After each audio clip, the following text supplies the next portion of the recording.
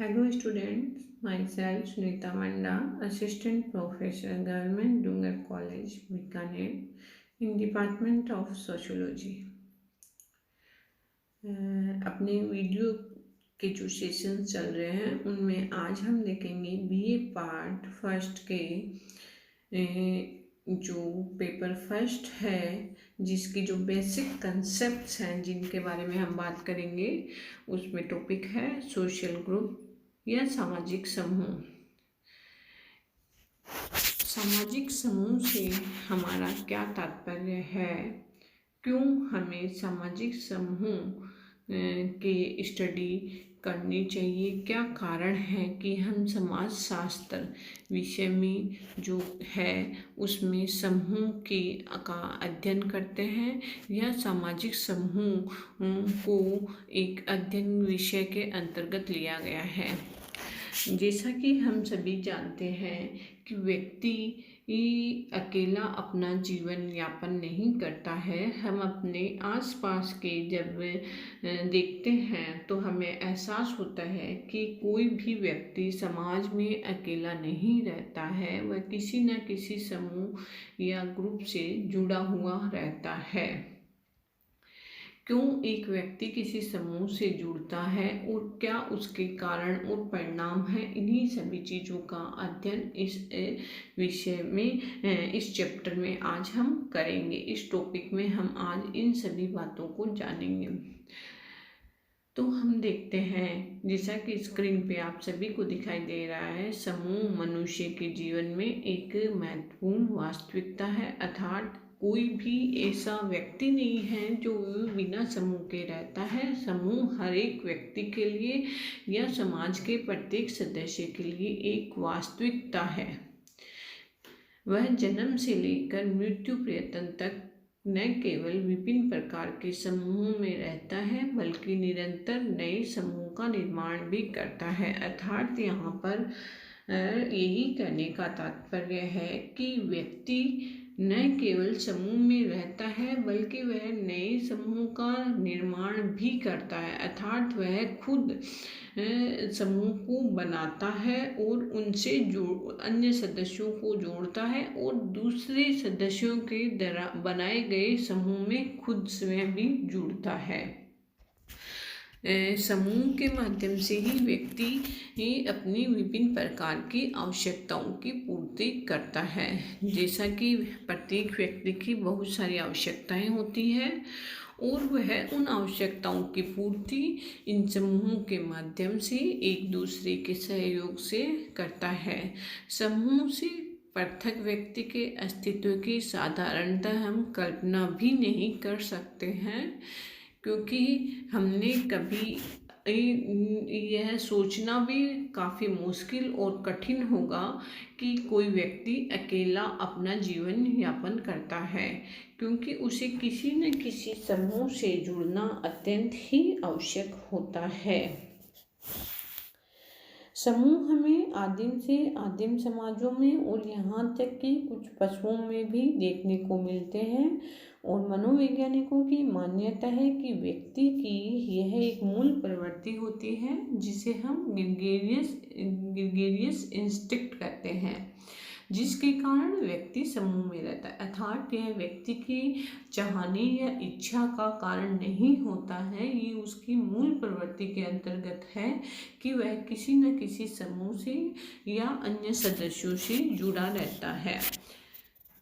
आदिम समाजों से लेके आज की जो मॉडर्न सोसाइटीज है या हम जो कह सकते हैं कि आधुनिक जो समाज है उनमें भी समूह निश्चित रूप से पाए जाते हैं। हालांकि जो समूह होते हैं उनमें परिवर्तन हुआ है, समूह के स्वरूप और संरचना में परिवर्तन हुआ है, परंतु फिर भी व्यक्ति किसी न किसी समूह से निश्चित रूप से जुड़ा रहता है।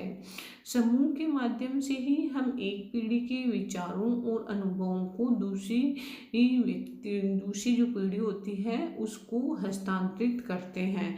अर्थात हमारा कहने का यही यहाँ पे तात्पर्य है कि जो व्यक्ति होता है या समाज होता है वह अपनी जो संस्कृति होती है, अपने जो विचार होते हैं उनको एक पीढ़ी पीढ़ी से दूसरी पीढ़ी में जो ट्रांसफ़र करने का, जो हस्तांतरित करने का जो एक माध्यम है वह है समूह ही है। साधारण शब्दों में हम कह सकते हैं कि समूह शब्द का प्रयोग कुछ व्यक्तियों के संगठन के लिए किया जाता है, जिसमें हम परिवार, भीड़, सामाजिक वर्ग, धार्मिक वर्ग, व्यावसायिक वर्ग या विभिन्न प्रजातियां आदि सम्मिलित किए जाते हैं। लेकिन वास्तव में विभिन्न प्रकार के समूह से ही सामाजिक संरचना का एक जटिल प्रतिमान बनता है। अगर यदि हम देखें कि समाज का निर्माण होता है, वो विभिन्न प्रकार के छोटे छोटे समूह के आपस में जटिलता लिए हुए ही समाज का निर्माण होता है। मनुष्य के लिए समूह से पृथक रहना संभव नहीं है, असंभव है। हम सभी किसी न किसी परिवार, पड़ोस, ग्राम या नगर, व्यावसायिक समूह, धार्मिक समूह के सदस्य निश्चित रूप से होते हैं, अवश्य होते हैं।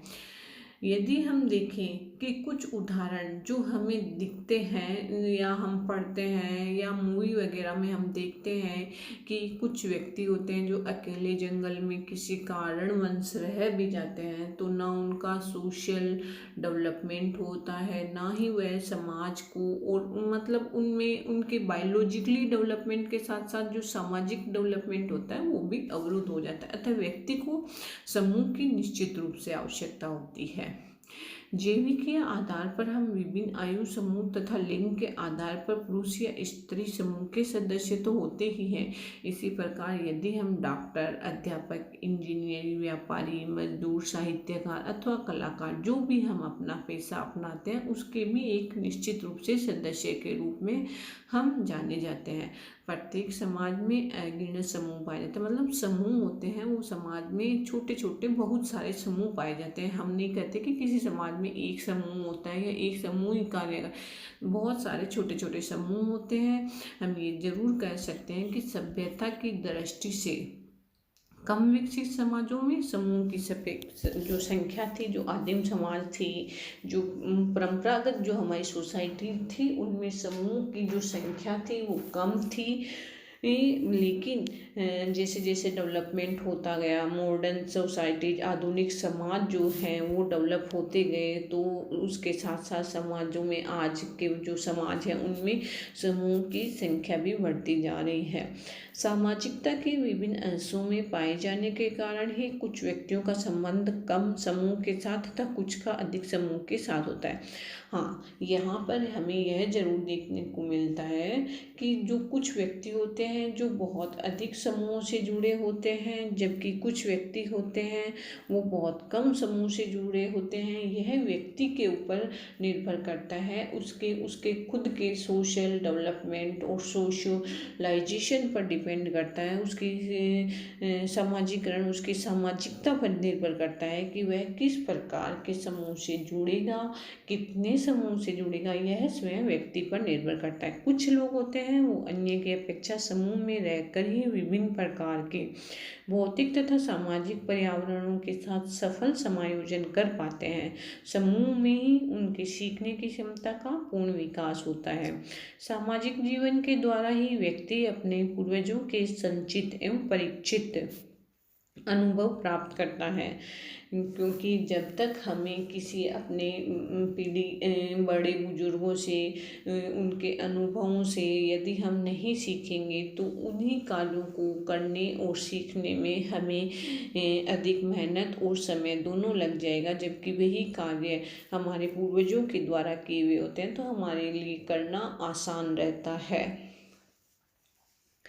समूह में रहकर ही व्यक्ति भिन्न भिन्न परिस्थितियों में काम करना सीख लेता है, और जब विषम परिस्थितियों में भी साधारणतः वह घबराता नहीं है। इसी से व्यक्ति के विकास में काफ़ी सहायता मिलती है। स्पष्ट है कि समूह का व्यक्ति के जीवन में महत्वपूर्ण स्थान होता है। इसीलिए हम समाजशास्त्र में समूह का अध्ययन करते हैं, क्योंकि समूह समाजशास्त्र में उतना ही महत्वपूर्ण है जितना कि हम समाज, व्यक्ति या अन्य समुदायों, संस्था, समितियों का अध्ययन करते हैं।